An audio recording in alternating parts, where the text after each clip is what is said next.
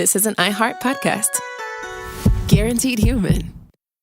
Support for the show comes from Public, the investing platform for those who take it seriously. On Public, you can build a multi-asset portfolio of stocks, bonds, options, crypto, and now generated assets, which allow you to turn any idea into an investable index with AI. It all starts with your prompt. From renewable energy companies with high free cash flow to semiconductor suppliers growing revenue over 20% year over year, you can literally type any prompt and put the AI to work. It screens thousands of stocks, builds a one-of-a-kind index, and lets you backtest it against the S&P 500. Then you can invest in a few clicks. Generated assets are like ETFs with infinite possibilities, completely customizable and based on your thesis, not someone else's. Go to public.com/podcast and earn an uncapped 1% bonus when you transfer your portfolio. That's public.com/podcast. Paid for by Public Investing. Brokerage services by Open to the Public Investing Inc. Member FINRA and SIPC. Advisory services by Public Advisors LLC, SEC registered advisor. Generated assets is an interactive analysis tool. Output is for informational purposes only and is not an investment recommendation or advice. Complete disclosures available at public.com/disclosures. Kids, pets, life, your sofa sees it all. But with a washable sofa, stains don't stand a chance. All of our sofa collections come with fully machine washable covers and cushions, making cleanup effortless. Liquid and stain-resistant fabrics provide extra protection against everyday messes. Plus, with modular designs, you can rearrange your sofa however you like. Perfect for growing families and changing spaces. Starting at just $699, it's time to upgrade to a stress-free, mess-proof sofa. Visit washablesofas.com today and save. Offers are subject to change and certain restrictions may apply. There's a difference between liking a house and actually getting it. Redfin is built to make up that difference and close the gap between finding and owning the home for you. Redfin agents close twice as many deals as other agents. So when you find a home you love, you're not a step behind when it comes to making an offer. That means less watching great homes disappear and more focus on the one you'll call home. Redfin helps turn saved listings into real addresses. Get started at redfin.com. Own the dream. Flag football is exploding, and iFlag is leading the way. As the Guinness World Record holder, iFlag hosts premier flag football tournaments nationwide for boys, girls, high school girls, and adults. From first-time players to elite competitors, iFlag delivers top-level competition, unforgettable experiences, and a community built around the game. Ready to be part of it? Join the movement. Find your tournament and learn more at iflag.org. That's iflag.org. Hey everybody, I'm Robert Evans, and this is once again Behind the Bastards, the show where we tell you everything you don't know about the very worst people in all of history. Now, this is a story, or this is a podcast, I should say, where I read a story about someone terrible, about something terrible that was done, and then get really deep into it. And today my guest, who is coming in cold to this tale, is Andrew T. What's How up? you doing, man? Oh, great. This is my second time on the show. Yes, but, it is. After the first time I learned, fucking steel yourself. Yeah, buckle in. Dark as fuck. Get ready for the roller coaster. Well, your last episode with us was our epic two-parter on King Leopold of Belgium. Oh, yeah. Who killed like 13 million people, half of all of the people in Central Africa. Yep. Because he wanted rubber. Sweet rubber dollars. Know. Yeah. The reward is always so ludicrous even when you think of it as money, you're like, really? Now, he didn't really intend to kill that many people, but he knew. Yeah. He accepted that was the cost of his. Today we're talking about another genocide, but one that was accidental, done by well-meaning, nice people who thought that they were making the world a better place. So that's going to be really fun. Great. Yeah. Now, on November 17th, 2018, a young emergency medical technician and Christian missionary named John Ellen Chow traveled to North Sentinel Island, an isolated island in India's Andaman Islands, and tried to preach the gospel of Jesus Christ to the natives therein. Unfortunately, the Sentinelese people had no desire to hear this gospel, and even less desire to let some stranger onto their island. They shot him to death with arrows, and shortly thereafter, his story went viral on the internet. I'm going to guess you ran into this at least. Oh, yeah. I was going to say, without marking this too close in time, when I talked about this on Yo, Is This Racist, I half-assed so many of the facts because I just didn't. I was like, I think I know what's happening here. So I'm actually very glad to be with someone who did research and knows what the fuck they're talking about. I read a lot about John Ellen Chow, but this episode is not going to be particularly about him. Okay. It is about why I think it's fair to call him a bastard. Yeah. But this is actually we're talking about the tales of the Andaman Islands, this entire island chain where North Sentinel Island is located. Got it.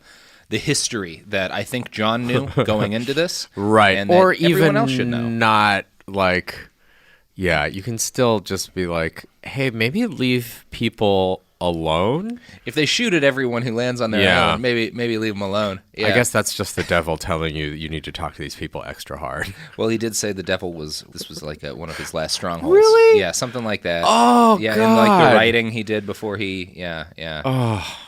Yeah. I will. Let me just take the opportunity because I figure this is the time. He's one of the worst Asian people. I always feel like bad when like Asian folks take on like this like white savior-y colonialist type of role, and like this guy is extra in it. The last strongholds of the devil. Yeah, something. I thought that was his exact phrasing, but something similar to that. I guess to be fair, if Homeboy had come to one of the other ones, my apartment, I would have shot him with an arrow too. So, about the same effect. You're famous for that. Yeah, that's what I do. Yeah, that's actually why we brought you on. Yeah. There's going to be a lot of talk of arrows today. Cool. Yeah. So the immediate response for much of the internet to John Chow's journey and death was distaste and even hatred for his actions. People called him a colonizer. Some people attacked him as a bad person for recklessly risking the lives of everyone on that island by exposing their Stone Age immune systems to his 21st century pathogens. In the days since his death, the Indian government has failed to recover his body and announced that they will no longer attempt to do so. Mm-hmm. His religious compatriots, who we'll talk more about later, have been kind of torn. There have been, in total fairness, a lot of Christians and even a lot of Christians in the missionary community who have been like, it's really clear these people don't want to talk to us. This was a bad call. Yeah. But a lot have also risen up to defend him and have written articles for Christianity Today and the Washington Post, pointing out that John Chow was hardly some thoughtless adventurer. They note that he trained as a wilderness EMT before going. They note that he took linguistics training. They note that he got heavily vaccinated and spent time in what is vaguely described as a quarantine before going over there. So their argument seems to be that no, he's not. This was an act of love, and this was something he prepared for heavily. And I think the fact that he prepared for it so heavily is kind of what condemns him in my eyes, because he will have known the history that we're about to get into today. So, let me just reach back into a tiny bit of biology training too. It's like, if he made himself heavily vaccinated, that makes him more likely to be carrying the pathogens that these people are not vaccinated against. No, because that's the great thing. That's why vaccines are helpful, is that like there's people who can't get vaccinated with bad immune systems, and then you can't spread the flu to them. Okay. It's one of those things. It sounds like he put in a lot of work to try to be safe to them, but also, like, I went through EMT training. Mm-hmm. It does not include how to do a quarantine on yourself so that you can contact the Stone Age people. It's not a public health That's not part of the EMTB. Yeah. Jesus. So, the first European to describe the Andaman Islands was Marco Polo. He said that the people there were, quote, a brutish and savage race, having heads, eyes, and teeth like those of dogs. They are very cruel and kill and eat every foreigner whom they can lay their hands upon. Now, old Marco was not one for actual field research. Yeah. Historians suspect that he basically heard some vague rumors and then reported on them as if they were his own findings, which is kind of how the whole Marco Polo thing. Yeah. But that's the brand, so that's okay. It's what you do. Yeah. And as a hack and a fraud, I appreciate a hack and a fraud. So there is clearly a nugget of truth there, and I think he probably did talk to some people who had been around the Andaman Islands, some like Indians who had been in that area, because what he says about them murdering every foreigner they can get their hands on is one of the through lines of this story. Yeah. Is in the centuries before they were contacted, anytime someone got close to the Andamans, it was just shooting. That has been the whole island chain's policy for quite a while. Now, the Andaman Islands are located in the Bay of Bengal, which is to India what the Gulf of Mexico is to the United States, only while the Gulf of Mexico has been turned into a floating pile of garbage and flesh-eating bacteria by the filthy, filthy people of the East Coast. The Bay of Bengal is not one endless oil spill. Although I'm sure it has its problems. It will be. It will be. Everything will be. Yeah. Don't worry. Once we catch them up to our cool society. We'll get them on the same train. Yeah. You guys should see what we did to the Gulf in Texas. People lose their skin. They all deserve the luxury of the worst that nature can do. That is the beauty of our system. Now, the Andamans are kind of in the middle of the bay, closer to Thailand than the mainland of the Indian subcontinent.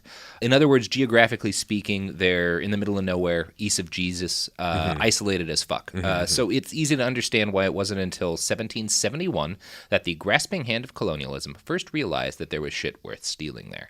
So this is one of the latest parts in the globe that, like, colonial people start to explore a little bit. Right. Because it's such a pain in the ass. The resources are, Exactly. It's probably relatively small, if I'm recalling the It's very small. screenshot of a map I saw on CNN.com. You got to have pretty good boats to get out Yeah. there. People aren't doing this in like the 1500s. You know, Not worth it. Your white people aren't. doing Yeah. this. Not worth it. So 1771 is Not the first enough time. rubber. Not enough sweet rubber. Yeah. Although that was later than this as well. We weren't in Sure. the Congo at this point. Sure. really. Not enough.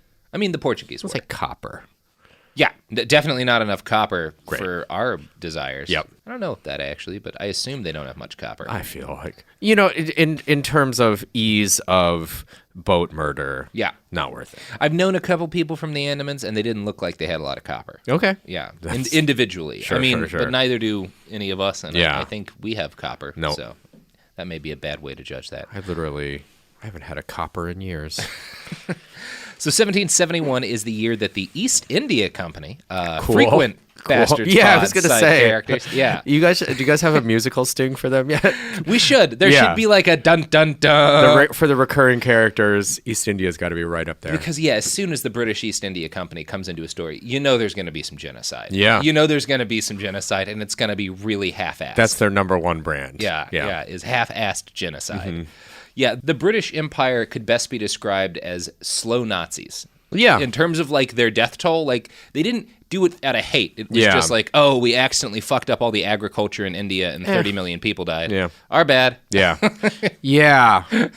Like Yeah. the accidental Nazi. The accidental slow Nazi. So, the East India Company survey ship Diligent first sailed past North Sentinel Island in 1771. It reported, and that's the island, of course, where John Chow was killed with the Sentinelese tribe and such. It reported, quote, a multitude of lights upon the shore. So it seemed to be heavily populated at this point. The ship rolled on without stopping because when it got too close to other islands, people had shot arrows at the boat. For a long time, the Andamans in general were too far away and too dangerous to be worth exploiting. So the East India Company finds exploding. Yeah, or That's fine. either. Yeah. They find it in 1771, but the British don't really do anything about it. They're Sure. like, this is in the fucking middle of nowhere. Everybody's right. shooting at us.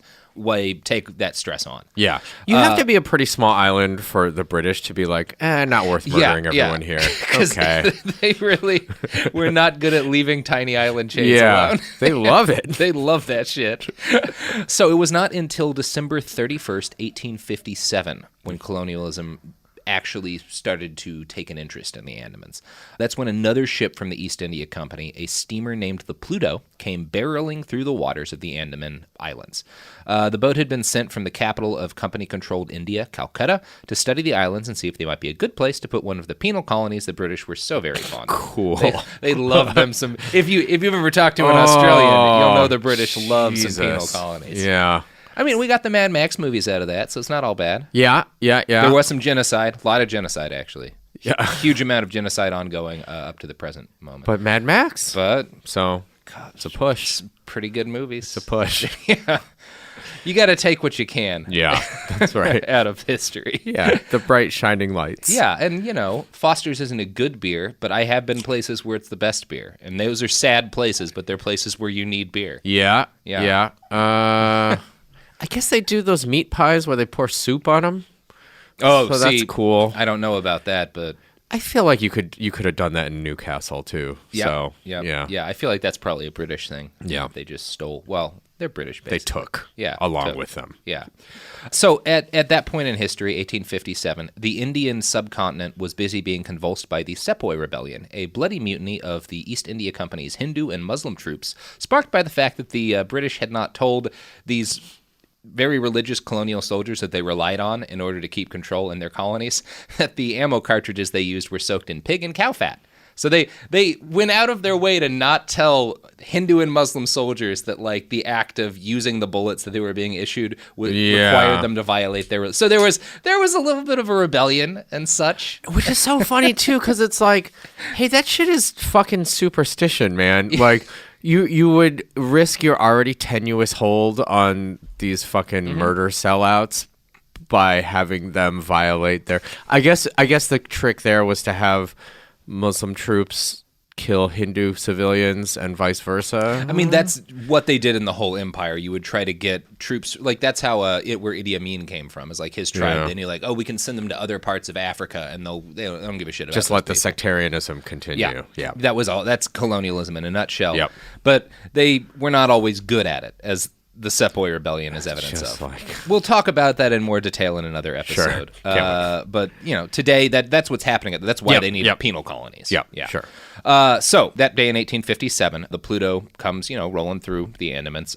The journey had been pretty good for most of its length. The crew was very multinational, not just British people, but a lot of like Indians and stuff. Like it was a pretty mixed, multicultural. More diversity endeavor. in our slave ships. Well, they were sailors. They were getting paid. Sure. Yeah. Or not slave ships. Our fucking colonial, quasi-paramilitary, Navy-ish style vessels. Yeah.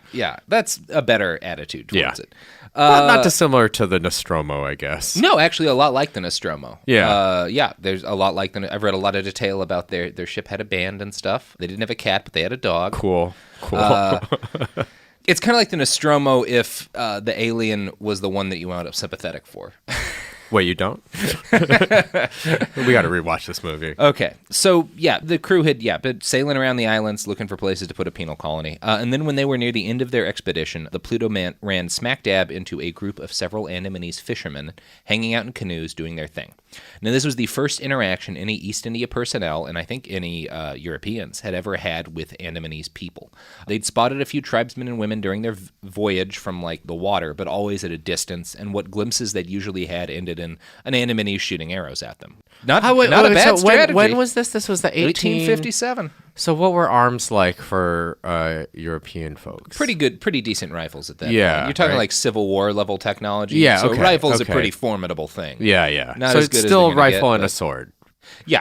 So a lot of flintlock rifles and stuff like that. Okay, yeah, cool. So and maybe they had muskets or whatever. I don't know how advanced the firearms the company was issuing, but there was rifling they had at guns. that point. Yeah, they had guns and they were probably pretty decent. Yeah. So the Pluto saw the fishermen as an opportunity to make first contact, which they thought was really exciting. They were like, "Oh, we get to talk to these," and it seems like there were probably good intentions with these guys. They're like, "Oh, it's exciting. We'll get to meet other human beings. That's a really cool thing for us to be able to do."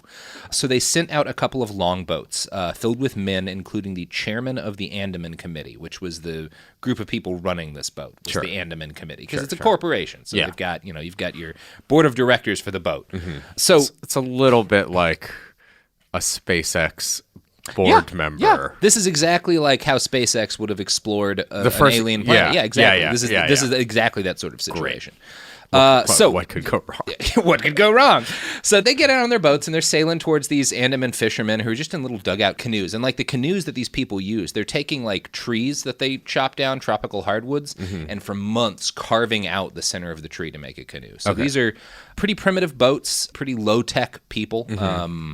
And so, they sail out to them with a couple of dozen dudes, and the chairman of the Andaman Committee waves his white handkerchief at the fishermen and hopes that they will know that this means peace, even though they're an uncontacted Stone Age tribe who does, in most cases, I don't think most of these tribes even had writing. So, kind of a stretch to assume they'll know what a white flag means, or a flag, because they don't have nations. I guess they have cloth? They do. They don't wear anything. They're naked. They wear jewelry and stuff. But they don't really wear clothing. Right, because you don't need it. They're not making much in the way of cloth. They sure don't have flags. Sure. So this guy waves his white handkerchief at the fishermen, and they have no idea what he's doing. So they just start shooting at them, which is what they do, and why in 1857 they're one of the only people who have not been fucked with by colonialism. Right. Because they try to murder everyone. It's a smart strategy. So they do the thing that's always worked before, and they start shooting at these guys. But the company men fire back with, pretty modern guns and stuff. So they kill 3 Andamanese, including the chief, and he's described by the men who were there as having fallen back in his canoe, quote, almost with the dignity of Caesar. So they're sad that they have to do this.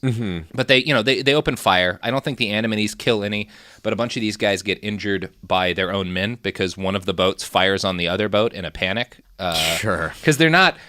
the East India Company's getting the cheapest soldiers. They generally can. Gunfire, even with good soldiers. Gunfire. Guess what, folks? To this day, gunfire is insanely unpredictable. Well, and yeah, I mean, you look at like Desert Storm, and we probably lost more men to our own rockets hitting them than leaving the Iraqis. Yeah. It's pretty common today. Yeah. So no one seems to know how, but during this brief fight with the Andamanese, one of the Andamanese fishermen wound up on the company's boat, or on a company longboat. I want to quote from a tremendously fine article in the American Scholar titled, quote, "The Last Island of the Savages," which is the best thing anyone's written on the Andamans, on this aspect of the Andamans that I've come across, at least. It is not clear how he got there. The only sources we have are two different accounts by the Andaman Committee chairman. One says that the man was seized as he tried to swim away. The other that he grabbed a leather strap thrown to him from the longboat. Willingly or not, he fell into enemy hands and was brought back to the Pluto. Once aboard the steamer, at least, he does not seem to have struggled. The sailors promptly named him Jack and dressed him in an old coat and trousers. The clothes must have belonged to one of the cabin boys, since Jack, though a full-grown adult, was well under 5 feet. One of the crewmen gave him a plug of chewing tobacco, which he swallowed. Another tried to teach him, unsuccessfully, to smoke a clay pipe. So, cool. We murdered this guy's friends and abducted him from the only life he's ever known. I guess we'll give him drugs? Oh, my God. I mean, I guess that's as good a chance of any as like when we first encounter aliens. That's the shit that's going to happen. I mean, the first thing I'm offering an alien is either a joint or sex. Yeah, I guess and so. I have a standing offer. I'll fuck any alien. Yeah. Anything from another planet that's Got to. sentient. Yeah. Well, you can't say no. Yeah. You got to give that a shot. You have to try. Which is why I'm going to bring space syphilis back to the world. Yeah. And probably wipe out 2/3 of the planet, but it'll be worth it. Oh, yeah, especially for us. Yeah. So we didn't need that 2/3. So, the Andaman Commission report from the time does make a claim as to how Jack wound up on board. Quote, one of the natives, when in the water, seized a strap thrown to him from the second cutter and was taken on board. The committee deliberated anxiously as to the disposal of this man, whether to release or to carry him to Calcutta. They ultimately decided on the latter course, as the one required by the interests of humanity, although attended with hardship to the individual, until he can be instructed sufficiently to know the reasons which led to his removal from his country and his kindred. So in the interest of humanity, these business guys are like, we got to abduct this guy. Obviously. And I'm not 100% clear, but it sounds like from some of the reports I read, they took the skulls of a couple of the people they killed, too. Oh. So it sounds like they may have skeletonized his friends and brought them on the boat, too, and then been like, Jesus. let's take this guy. Yes, that's kind of more common practice of the day. That is. It's a very... Maybe. It's what you do. Phrenology and stuff is a thing. These are new people. Am I mishearing? It felt a little bit like the alternative they were offering was just dumping him overboard and killing him. No, I mean, I'm going to guess these are island people. I'm going to guess he's a decent swimmer. They could have dropped him off on an island and been like, sorry. Yeah, dog. Yeah. We didn't want a gunfight to happen. Yeah, probably shouldn't have. Anyway, they abduct him instead. Yeah. Now, there is one heartwarming detail in today's entire terrible story, and I'm going to drop it now. Yeah, So, good. While Jack was languishing on the smelly, weird, smoke-belching boat filled with aliens and probably the corpses of his friends, he encountered a type of creature he had never seen before, Neptune, the ship's dog. Now, yes. There were no dogs or wolves on the Andaman Islands, and yet Jack instantly recognized that dogs are good. He hugged the animal and started petting it, and the two became best friends for the duration of their voyage home. That is so cute. Yeah, Neptune was Jack's only solace on his long abduction from Calcutta. So that's pretty cool that this guy who's never seen a dog before winds up in the most terrifying situation a person can be in, and immediately is like, oh, but that thing's cool. Yeah. Like, clearly that's my friend. Wow. Yeah. What a good boy. Dogs are good. Nice. Yeah, I do want to note that as bad as all this sounds, it was being done with the most humanitarian of intentions by company personnel, or at least that's how they justified this to themselves.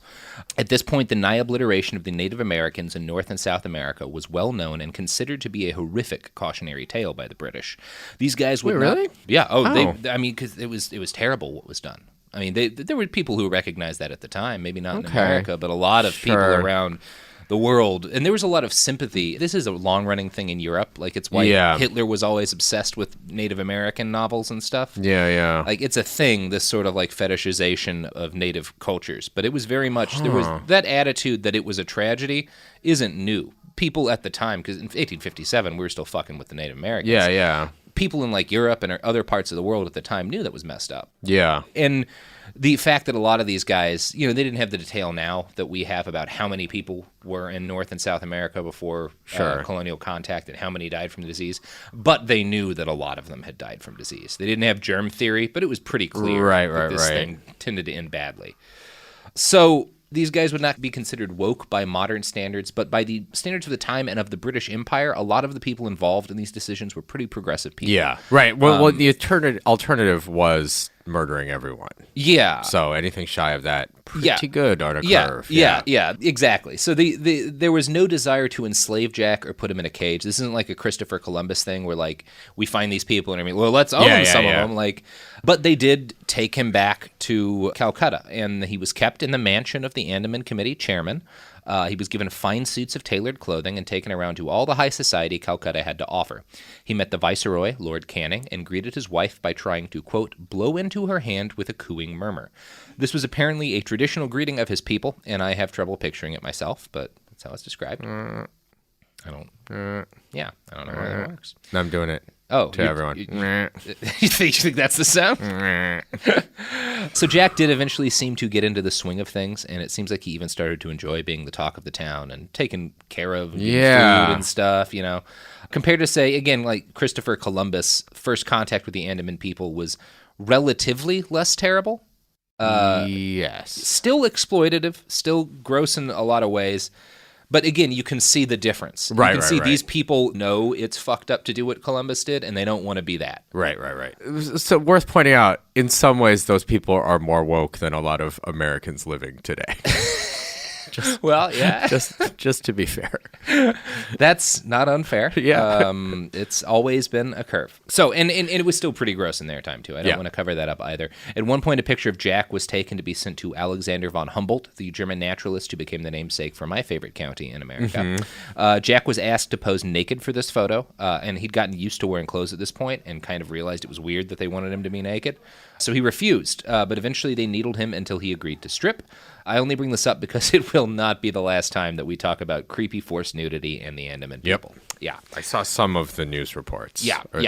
So we are going to continue talking about what happens to Jack. Not great. And we're going to continue talking about the accidental genocide of the Andaman Islands. But first, something intentional that's not genocide is the products and services that support this podcast. Support for the show comes from Public, the investing platform for those who take it seriously. On Public, you can build a multi-asset portfolio of stocks, bonds, options, crypto, and now generated assets, which allow you to turn any idea into an investable index with AI. It all starts with your prompt. From renewable energy companies with high free cash flow to semiconductor suppliers growing revenue over 20% year over year, you can literally type any prompt and put the AI to work. It screens thousands of stocks, builds a one-of-a-kind index, and lets you backtest it against the S&P 500.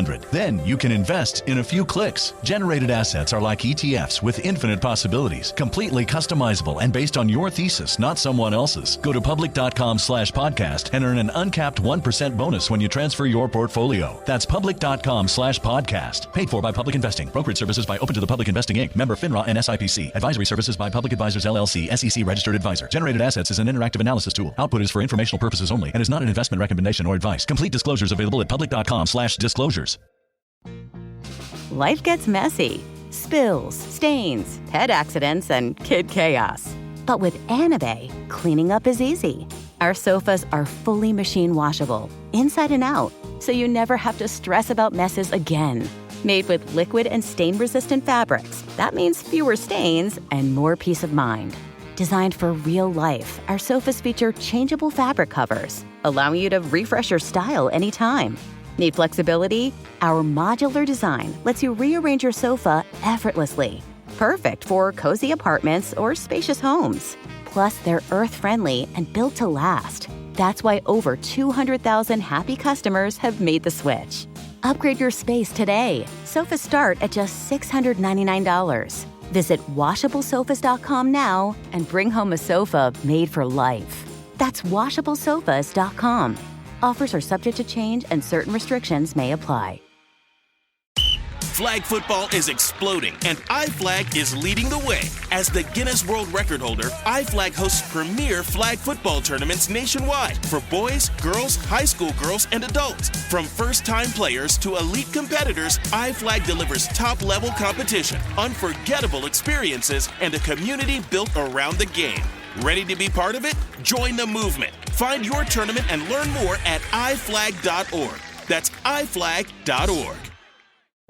Hey, this is U.S. Olympic gold medalist Tara Davis Woodhull. And I'm U.S. Paralympic gold medalist Hunter Woodhull. As athletes, our lives are about having a clear path. And a team that you can absolutely trust. So when it came to getting the best mortgage, we chose PennyMac. PennyMac is proud to be the official mortgage provider of Team USA and you. Learn more at pennymac.com. PennyMac Loan Services, LLC, Equal Housing Lender, NMLS ID 35953. Licensed by the Department of Financial Protection and Innovation under the California Residential Mortgage Lending Act. Conditions and restrictions may apply. And we're back. We're talking about Jack, the first Andaman to meet white people, and how that goes, which, so great. Did he ever manage, maybe you're getting to this, did he ever manage to leave behind anything written, or? No. Yeah. No. And I don't think that was a priority of the people. Right. There was clearly some communication that they were able to work out, but, I mean, it's one of those things. If you grow up in a society without writing to adulthood, the odds of you... Right. And it's not that they're any less intelligent, because I've been reading about some of these tribes, and the average people in these will be able to recognize something like 400-something different plants, many of with individual medicinal and 300 or 400 different animal species. Yeah. Like, there's a lot of knowledge in these places, but they don't focus on the same things. And it's hard to imagine someone picking that up, writing at adulthood, without the concept. And I'm sure there was not a priority to teach him anything. No. I mean, I'm sure there was a priority to teach him how to behave in public, but I don't think people were like, oh, and he should probably read The Rights of Man. Right. So after about 2 weeks in Calcutta, Jack got horribly ill with cholera. Surprise! Company doctors gave him medicine, but since medicine back then was mostly nonsense and whiskey, it didn't do much to alleviate things. Jack got over the cholera, but wound up with severely inflamed lungs, so maybe he didn't really get over the cholera. Company panicked because public relations was a thing now, and Jack had become something of a sensation. It would not look good if he died in their care. Right. They agreed that the most ethical way to deal with this looming tragedy was to ship Jack back to the Andamans, so he could die far away from the press. Sure. Oh, and be back with his family. Yeah. The viceroy ordered him sent back. He was given presents, many presents, and shipped back to his home on South Reef Island. He'd gotten sicker the whole time he was on board, because that's how dying works. Yeah. By the time they dropped him off, alone, naked, on the shore with a bunch of pots and pans and tailored clothing, the ship's surgeon noted, quote, "It could not be ascertained whether he was pleased or not at being restored to his home." Jesus. Right. Yeah. He's the upgraded version of smallpox blankets right now. Yeah. They take this guy to their thing, they give him some clothes, they get him sick, and then they drop him off when they don't know what else to do with him. Back on his island, covered with modern industrialized nation pathogens. Yeah. One presumes Jack died. One also presumes that he may have spread his super fun diseases to his fellow Andamanese people who had never been exposed to them before. So we don't know exactly how many people were in the Andamans prior to the British coming, prior to Jack being sent back. We can presume from the context clues that British contact with the islands was just as virulent and devastating in the Andamans as it was basically everywhere else, regardless of their good intentions. Whether or not Jack spread cholera or whatever to his fellows, disease quickly tore through the islands as the first European and Indian settlers landed, because they were going to build that fucking penal colony. Company established Port Blair in 1789. It became the empire's capital in the Andamans until rampant sickness and death forced them to move it in 1796. Oh, even sickness and death amongst because they're it's also still the going jungle, into a place. And it's the jungle. Medicine is whiskey. Yeah. Like they don't have a lot of British people dying too. Yeah. And I guess for what it's worth, I mean, we always talk about modern pathogens, but it's more just like different pathogens, right? Like that's part of it, is like you can just have different stuff. I mean, the odds are not as high, I guess. The biggest thing is that we live around animals. Yeah. Everyone even in India too, which I think is probably why you didn't hear about like the same sort of diseases sweeping through them, because like, well, they already lived. They domesticated animals. I vaguely remember that part of Guns, Germs, and Steel. Yeah. So there's a lot of reasons this goes badly.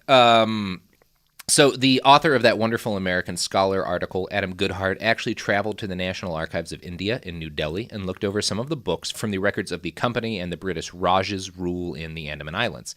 Entries in these notebooks include titles like, quote, "Flogging to check unnatural crime in the settlement of Port Blair. Mortality among the sheep sent from Calcutta. Branding of life prisoners. Sentence of death passed on Bialio, alias Philip, an Andamanese. Port Blair superintendent applies for large ice machine. These are Okay. yeah, this is the kind of stuff going on. It's not all bad. They got that ice machine. That's pretty sweet. I mean, I assume. That's a gin and tonic machine. Branding people is not nice, but I do support ice. Yeah. Not the department, but this concept. And the flogging thing, I guess that's just data you're collecting. Yeah, flogging to unnatural crime, which I am curious about what more they're what does talking that about mean? there. Probably having whatever the British considered wrong sex. Yeah. Yeah, that would be my guess. Yeah. Now, according to Goodhart, the number one topic of discussion between the authorities in Calcutta and their officers in the Andamans was what was to be done with the Andamanese Aboriginal people. Quote, the British arrived in the islands determined that their contact would be above reproach. They did not behave like the Americans on the upper plains or the Belgians in the Congo, raping and butchering for sport, nor had they any desire to repeat the unpleasant experience of their compatriots in Tasmania, whose careless expansionism had led to the accidental extinction of an entire race. This is not the British have a history of that. Yeah. Rather than the first superintendent was dispatched to the Andamans in 1858 with the unequivocal instructions that the natives be treated with the greatest forbearance and humanity, and that they be promptly informed that our intentions towards the people of the Andamans are of the most friendly character.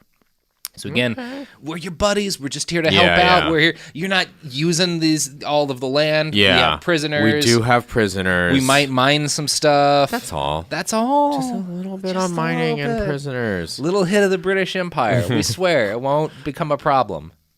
How likely is that? At least they're trying. Good for, you know what? Good for them. Good for the British Empire. I say that all the time. So the Andamanese people, by contrast, made it clear that they wanted not one fucking thing to do with the British Empire. The standard response by these people was to flee if there were too many British people, or to try and murder them in self-defense. Repeated ambushes of royal and company troops eventually sparked a war and a great battle wherein men with spears charged a modern British warship and its modern British guns. Jesus. This did not end well for the Andamanese people. In fairness to them, if you're at their level of technological sophistication and you see a steamboat with cannons on it, you probably think that's a monster. Yeah.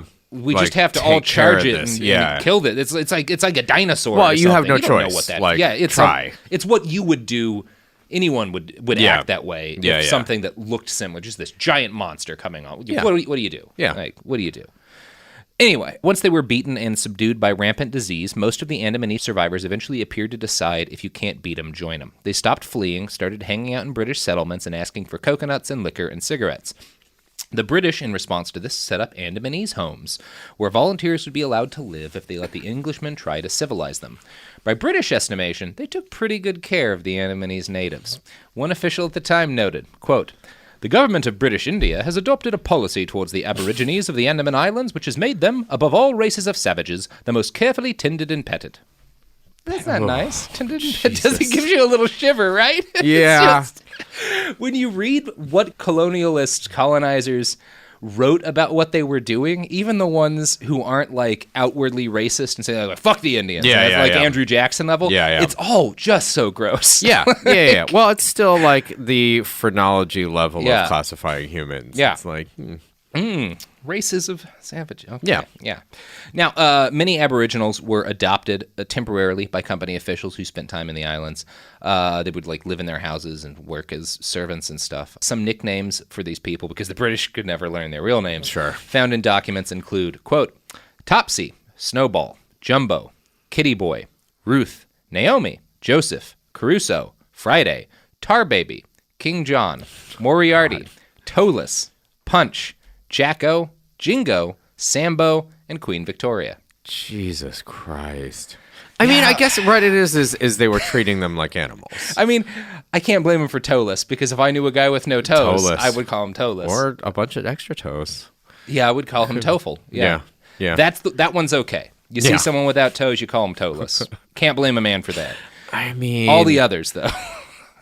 Yeah, well, it's like they're treating them like pets. Mm-hmm. So, yeah, they're treating them like a Snowball. Yeah, yeah. Queen Victoria. That is literally the name of the cat in The Simpsons. Yeah. That's pretty bad. Yeah, pretty bad, and yet pretty bad. Better than they've ever done it before. Yeah, pretty bad, and yet the best of this sort of thing. Yeah. Because at least they're not whipping them to death for rubber. Yeah. Well, not often. Not often. Yeah. They whip them to death, but not for rubber. Correct. The British love they whipping whip people. them Yeah. And if they happen to die, they whip them too hard. They whip them too hard, and that's regrettable. And they know that. Yeah, and they feel bad. Yeah. They do. The Andaman people became briefly something of a meme around the British Empire. Hundreds of books and photographs were passed around England with images of naked tribesmen fishing and dancing and worshipping. Now, you have to remember that white people at this time were just as fascinated by stories of native tribes as we've always seen. But this was the first example, in sort of this modern era of photographs being available of an uncontacted tribe being really reached, so that they're able to, we can show people what it would have looked like in North America back before we killed all of them. Right. Yeah, that's kind of the attitude here, and so that's why people are just fascinated with all these pictures they can get of the Andamanese.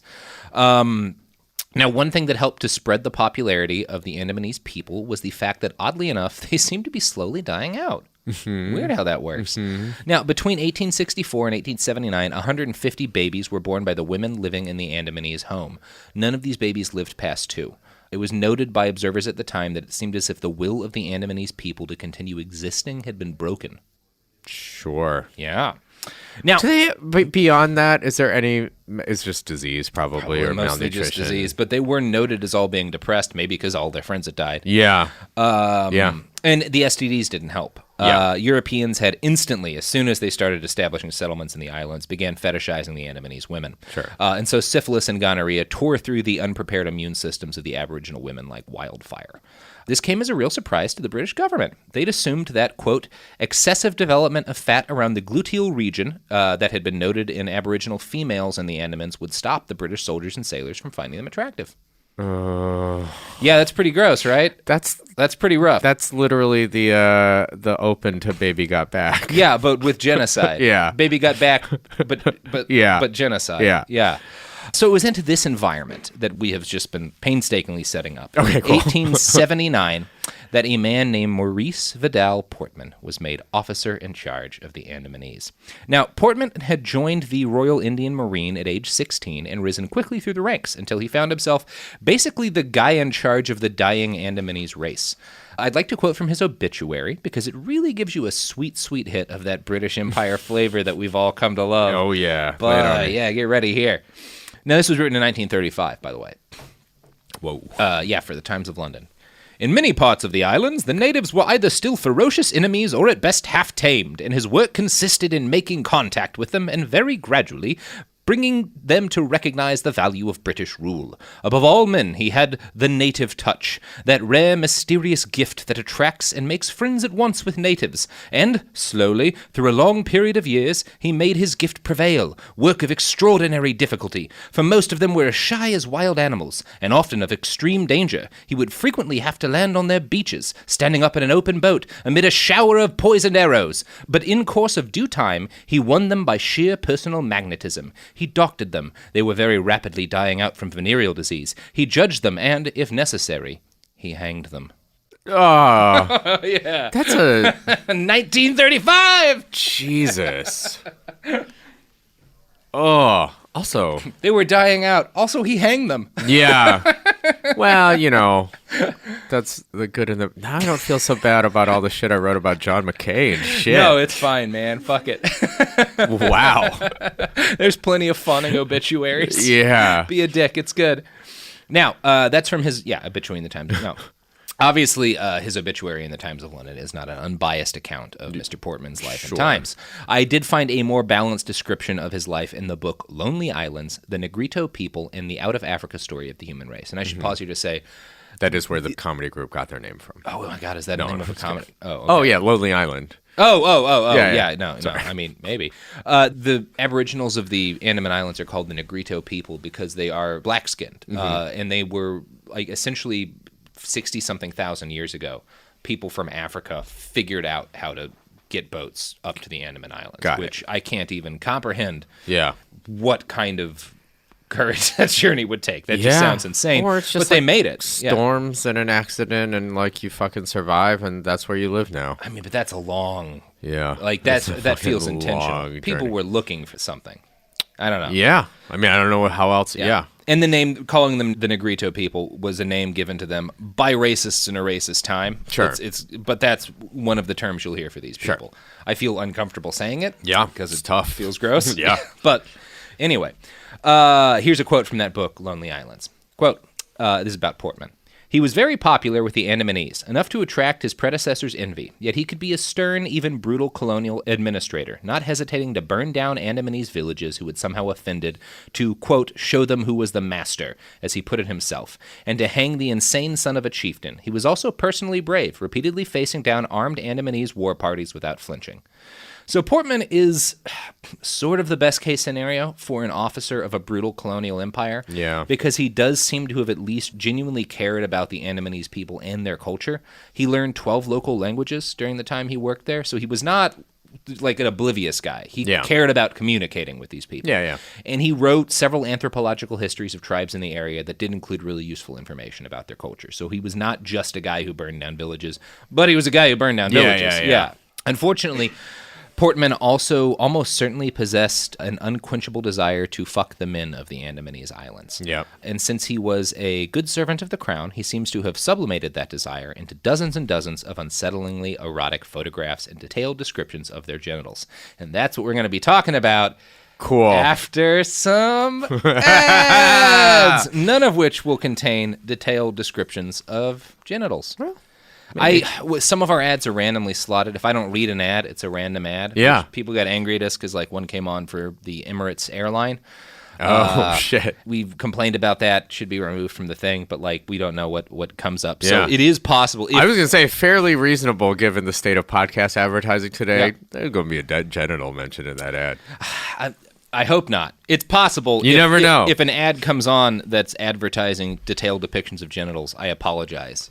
It was not my intention to lie to you.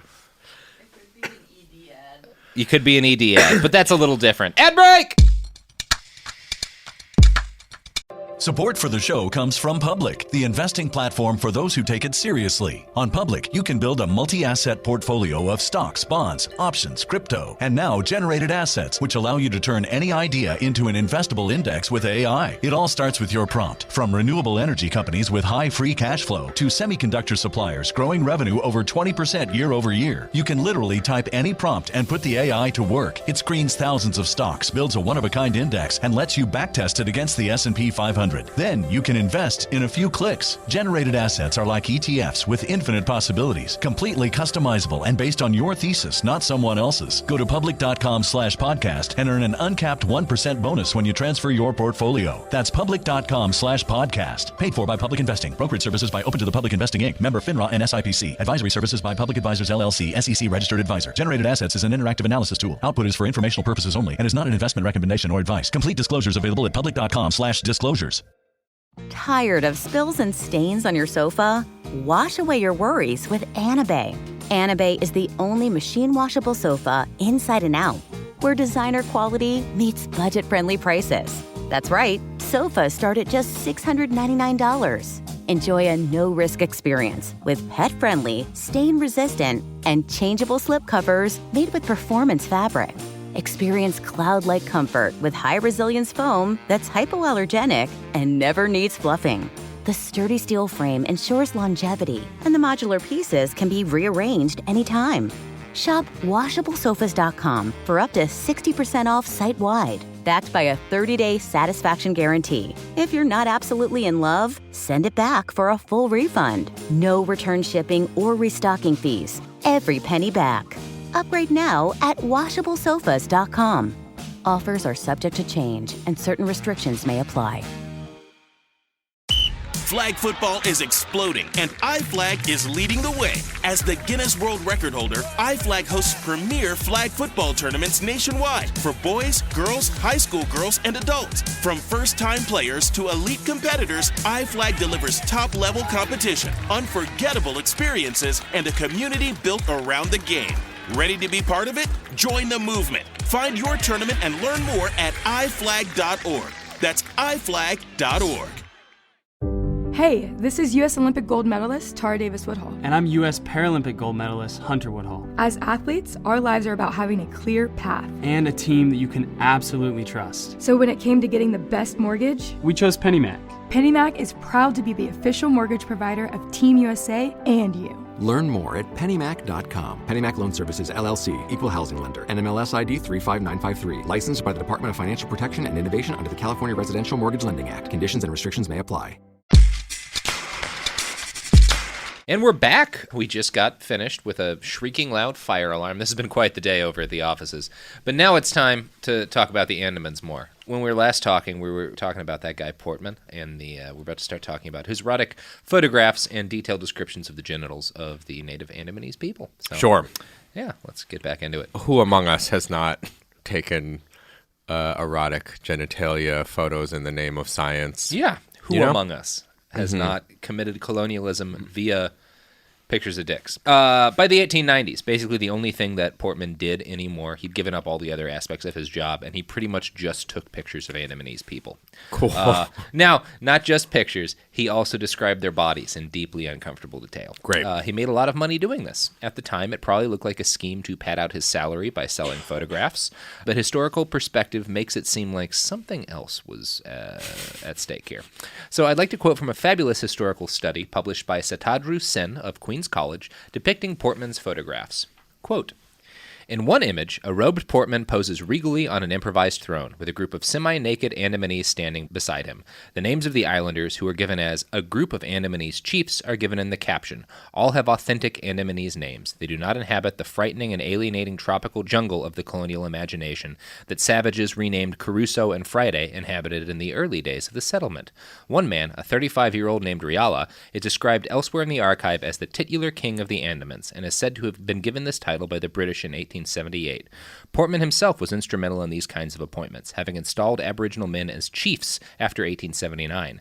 Several other Aboriginal men, wearing white robes marked with crosses, stand formally among them, but they are external to the pictured community, identified only as staff.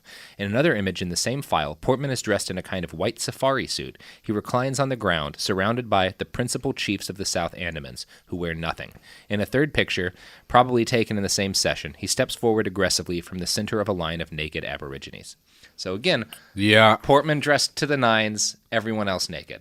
Sort of like all of his pictures. A closeted genocidal Dan Bilzerian, a little bit. He's like, yo, this is the life. Yeah. He is doing this for the gram at the time. The closest thing to the gram. And it's also unsettlingly and exploitatively sexual. Just like the gram. Just like the gram. Still tracks. Satadru identified much of Portman's photography as, quote, quite conventionally erotic, more specifically homoerotic. He goes on to note that this is to be expected in the art of imperialism in India in the 1890s. So it is cool. Okay. Yeah. That's the best is when scholars are like, well, of course. And all the British guys did this. There was a lot of weird homoerotic photography and sexualizing of native bodies done throughout the British Empire. Yeah. It was a capital T thing. Yeah. So, we don't precisely know that Portman was gay. There are no references in the historical record to any lovers he may have had, but we know he never married. And Satadru notes that his chosen photographic subjects are almost all male and almost always nude. Portman himself regularly praised the attractiveness of Andamanese men, writing at one point that, quote, "Many of the men are good-looking, as they have none of the thick lips, high cheekbones, and flat noses of the Negro type." So... Cool. What a weird dig. Who even needs that? He's a weird dude. Wow. Yeah. Here's another quote. At the center of his gaze is a particular sort of Andamanese who is typically young, male, and muscular. Whereas his photographs of heads capture equal numbers of males and females, the other images, especially those that might be described as casually posed, are overwhelmingly pictures of males. Few show individuals younger than 14 or older than 40, and none of those depicted is wrinkled by age or illness, even in an era where it had become common for British observers, including Portman, to comment on the devastation of the Andamanese by syphilis, measles, and pulmonary disease. When behind his camera, Portman sought to record not the decrepitude brought on by civilization, but the beauty of a savage body that he had recuperated in the clearing. The discourse of imminent extinction provided a context and an urgent justification within which a vanishing aesthetic asset could be showcased and preserved. So, he took a bunch of naked pictures of people and justified it by saying, well, they're all dying out, so we gotta, otherwise we won't have naked pictures of them. I mean, I guess he's right. He's right. Here's an example of the pictures. We'll have this up on the site behind the basket. Yeah. That's porn. Yeah. That's porn. Yeah. Like, I'm not a big guy where, like, any naked picture of someone is porn. This is specifically, it seems like he's getting his rocks off a little. Yeah. It's like what you would imagine, like a playgirl. Yeah. It's like if you're the National Geographic and you go to a place where people don't wear clothes and you just take pictures of them doing their thing. Yeah, nothing it's not sexual that. about that. This is a point in time in which many of the Andamanese do wear clothes because the British are in charge. He's not going out into the uncontacted tribes and making them take. He's getting people who live in towns who are Andamanese Aboriginals, and he's making them strip and put on traditional jewelry, and then he's taking pictures of them because he thinks it's hot. Yeah. He's making nudes. He's making nudes. He's making nudes. Unwillingly. He's forcing people to take nudes. Yeah, I don't think he's forcing them. That's true. But also, he burns down villages that don't do what the British want. So maybe you're it's a type of force. We probably can't say no to this guy. It's a type of force. He burned down my dad's I'm village. back to being comfortable saying he forced them to do it. I think it's not consent is not clear in this case. I have no problem with people taking naked pictures of whoever if there's consent. I don't think these people can really consent because of the that force consent imbalance. can't really be freely given. Yeah. Now, Portman is gross. His pictures are gross. He clearly has a lot of grossness in him. But one of the confusing and frustrating things about this sort of anthropological study is that we as students are indebted to him for providing us with crucial details about Andamanese culture. Sure. And in a little bit of fairness to him, it was clearly important to him that these details be preserved. So it was not pure exploitation. Sure. And we learned shit from Nazi experiments too. And that's also very fair to say. Yeah. That said, I did come across some cultural details in his writings in this study that I read that I really wanted to read because I think it provides a little bit of fascinating insight into sort of the culture that was being wiped out at this point. Quote, "When the Andamanese meet after a long separation, they cry, this custom applying to both sexes. For about half an hour, and sometimes till the dusk after they actually meet, they sit about a foot apart, or I'm not sure how far apart, it just says about apart, take no notice of each other and do not speak. Then one approaches the other. They throw their arms round each other's necks and, sitting on the ground, cry demonstratively. Others join, and one may see a heap of 10 Andamanese crying and howling in a way that can be heard a mile off. In the case of men and women, and particularly of husbands and wives, the man sits on the woman's legs, as shown. The crying may continue for an hour, and generally ends in a dance." That was neat. By far the most healthy way to deal with. That seems like a really life healthy that I've ever heard of. a really healthy way to deal with seeing someone for the first time after a long absence. Yeah. Just like sitting in their presence and crying and making it clear. Yeah, it's kind of beautiful. But it's also like one of those things, right? It's like this is written as like, oh, this is the custom. And it also equally could be this was the custom reserved for terrible tragedies, and it's just that we have done nothing but visit terrible tragedies on these people since we saw them. Yeah, it's impossible to know exactly the context of this because we just have Portman's recitation. Yeah. But it's a tantalizing glimpse of a very complex culture that was mostly wiped out, as we will continue to talk about. And again, healthier than ours. In some aspects, for sure. I mean, I'm sure they did a lot of they did the thing that a lot of they killed babies and stuff. Like if your baby's sick, they're gonna kill that baby. Like that's a pretty normal thing for tribes at that sort of technological level. Yeah. There's ugliness. They had wars. They did fucked up shit. Yeah. Like when we talk about native cultures, we shouldn't like idealize them either. Yeah. They weren't perfect. But they're not worse than us. They're sure as shit not worse than us. Yeah. So there are a bunch of weird findings in Satadru Sen's study of Portman's writings on the Andamanese. He notes that Portman went to great effort to record details about the exact shape and size of these people, measuring their skulls, probably some phrenology up in there, and measuring their other bodily dimensions and writing detailed descriptions of men and women. He describes one 27-year-old woman named Bia as very cheerful, pleasant woman, intelligent and bright, docile and not quarrelsome, breath sweet and no offensive smell from body. Satadru notes that, in almost all cases, almost all of the women described as pleasant by Portman are also described as smelling good. Women described as mean or irritable are always described as smelling bad. The vast majority of Portman's descriptive efforts, however, took on heavily erotic dimensions and focused on genitalia. Rewa, a 44-year-old man, is described as very intelligent, government interpreter for the North Andaman group of tribes, fond of gaiety and dancing, violent-tempered and hectoring disposition, penis and left testicle normal, right testicle small and atrophied, very lustful. Oh!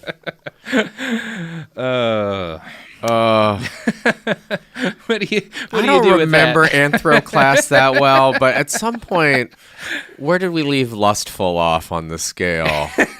Yeah. It's got to be there somewhere. It should be, right? Yeah. Portman describes another man, Wojciech, as, quote, exceptionally plucky and brave. Allowed me to fire at a small pot on his head with an iron-pointed arrow. Very good-tempered. Breath sweet. Not very lustful. Penis unusually large. Both testes well-formed. What? In the same breath, he let me shoot at his head. What? And his dick's big. What? This is like... I mean, it is like a John Waters movie at a certain point. I keep bringing up quotes from, and will later in this podcast, Rudyard Kipling, but that quote from the poem Mandalay about the attitude the British had about places like this, where there ain't no 10 commandments and a man can raise a thirst. Yep. There's no rules out in the colonies. You can shoot a thing off a dude's head if you want to. Yeah. Just ask him. Fuck it. Well, again, ask in quotes. I mean, exactly. It's like... I mean, look at it from the other way, right? You have an arrow trained upon this man. Yeah. Can I shoot you? It's hard to make a request in that case. It's like, hey, dude, I got this bow and arrow. Can I try to shoot this thing off your head? It's a pretty big dick, by the way. Yeah. I'm definitely making a note of that. No? Oh, I mean, yes. Sorry, I definitely meant yes. In fact... Oh, you're burning down villages today. Yes, it's always absolutely. Yes. Yeah, it's never not been yes. Now, Maurice Vidal Portman is an important figure in understanding what happened to John Chow, the young missionary who died on North Sentinel Island. Because in addition to being a creepy weirdo who wrote extensively about the genitalia of strangers whilst shooting arrows at their heads, he was also the first European to make contact with the Sentinelese people. But we will have to wait to tell that story until Thursday when we have part 2. Are you ready for part 2, Andrew? Yes. That's the proper attitude to this podcast. All right, Andrew, plug some pluggables before we roll. Oh, sure. Just, Yo's is racist. Please take a listen. If you are going to be on the, north side of the West Coast of the United States in early 2019, keep an eye open for some live appearances. San Francisco, we can announce, and maybe some other cities. Who knows? San Francisco, City of Angels, the Big Apple. Yep. All right, I'm Robert Evans. This has been Behind the Bastards. You can find me on Twitter at IWriteOK. I have a book called A Brief History of Vice, where I dangerously experiment on myself with ancient drugs. Buy it if you want. You can find this podcast on the internet at BehindTheBastards.com, where we'll have all of the sources for this episode and one pornographic picture. That's the only one I felt necessary to include. It is porn, you make a note of it. We will also... You could argue that it's not porn, it's but not you'd be going to look wrong. Trashy because it's black and white, so it's probably fine. It's tasteful. It's tasteful. It's a tasteful nude. Yeah. A tasteful exploitative nude. You can find us on Instagram, aka the Gram, as people are calling it now, and have been for a while, and Twitter at @bastardspod, and we sell shirts and stickers and cups and bowls, handguns, cell phone cases, not handguns. We do not yet sell handguns. We're working on it. Not yet. Branded with all of our favorite Bastard Pod quotes and stuff. Buy things. Do you guys suffer from a similar problem that we have on Yo's is Racist, where it's hard to know whether your merch will be used the wrong way? Just like Behind the Bastards or anything like that, where you're like... I do worry that our Firebomb a Cop Car shirts might be inciting bad behavior. That may have been a poor choice. You never know. That may have been a poor choice. Well, we'll find out. Yeah. You let the lawsuits fall where they may. I probably shouldn't have released those Rolling Coal is Cool bumper stickers for people's trucks. That was also an error. Oh, yeah. No, looking at your page right now, this is... We just released a shirt for advertising Go Back to Europe Airlines, which is appropriate in the United States. We had some European listeners say... maybe not such a good look, because that's almost like a neo-Nazi slogan. It's not as far as it ought to be, maybe. Yeah. T-shirts are a dangerous game. I know. Oh, well. Yeah. Oh, well. Fuck it. U.S. only, baby. Happens. If I've learned one thing from the East India Company, it's you can't let the possible consequences of your actions get in the way of commerce. Ever. And on that note, I'm Robert Evans. This has been Behind the Bastards. Have a bastardful tomorrow.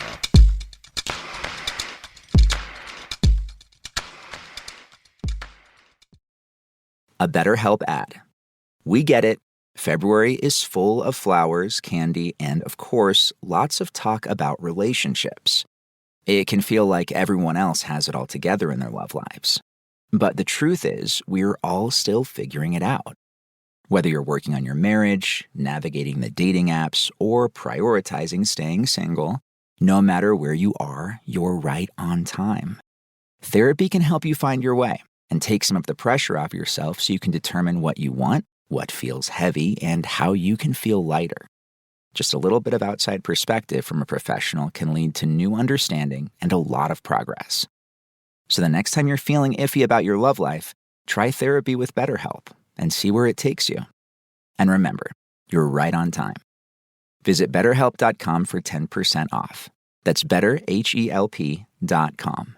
Time for a sofa upgrade? Introducing Anabay Sofas, where designer style meets budget-friendly prices. Anabay brings you the ultimate in furniture innovation with a modular design that allows you to rearrange your space effortlessly. Perfect for both small and large spaces, Anabay is the only machine-washable sofa inside and out. Say goodbye to stains and messes with liquid and stain-resistant fabrics that make cleaning easy. Liquids simply slide right off. Designed for custom comfort, our high-resilience foam lets you choose between a sink-in feel or a supportive memory foam blend. Plus, our pet-friendly, stain-resistant fabrics ensure your sofa stays beautiful for years. Don't compromise quality for price. Visit WashableSofas.com to upgrade your living space today. Sofas start at just $699 with no-risk returns and a 30-day money-back guarantee. Get up to 60% off, plus free shipping and free returns. Shop now at WashableSofas.com. Offers are subject to change and certain restrictions may apply. Flag football is exploding, and iFlag is leading the way.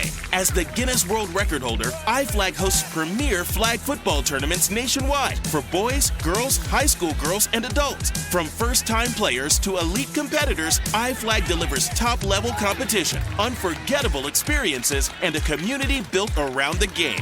Ready to be part of it? Join the movement. Find your tournament and learn more at iflag.org. That's iflag.org. There's a difference between liking a house and actually getting it. Redfin is built to make up that difference and close the gap between finding and owning the home for you. Redfin agents close twice as many deals as other agents. So when you find a home you love, you're not a step behind when it comes to making an offer. That means less watching great homes disappear and more focus on the one you'll call home. Redfin helps turn saved listings into real addresses. Get started at redfin.com. Own the dream. This is an iHeart podcast. Guaranteed human.